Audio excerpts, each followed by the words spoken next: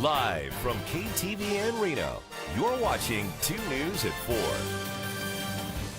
We're already in flood operations. That was determined last week. The Truckee-Carson Irrigation District is letting water out of Lake Lahontan to make room for the spring runoff, all to prevent flooding in Fallon. And that tops 2 News at 4 o'clock. Officials say they expect about 80% more water than average this year. I'm Kristen Remington. I'm Ariana Bennett. Thank you for being with us. Now, thanks to the wet winter, that's way more water than Lake Lahontan can hold, they say. So Paul Nelson shows us how the TCID is planning for all that snowmelt. Water is flowing out of Lake Lahontan and into the Carson River to make room for the spring runoff.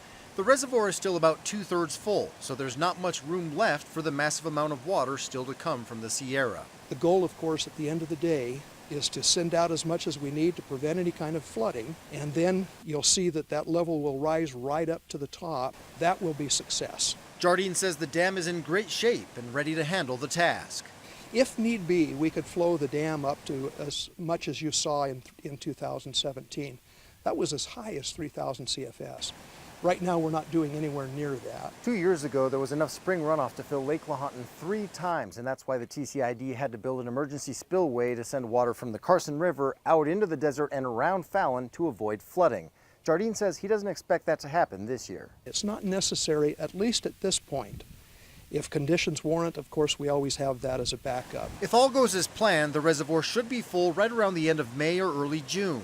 But getting ready for the incoming water could mean releasing a higher volume. Flows in the Carson River are about half what they were 2 years ago, but that could change.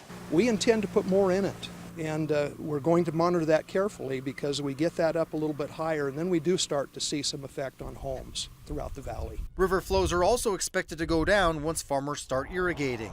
The soil is still wet enough that they don't need the water yet, and crops are starting to grow without the water allocations. You've seen a lot of green out there on our landscape, and we're very proud of that, but no, there's not a demand for it. Jardine says irrigation could start in a couple of weeks. If the TCID is still in flood operations, the water wouldn't count against the farmers' annual allocations.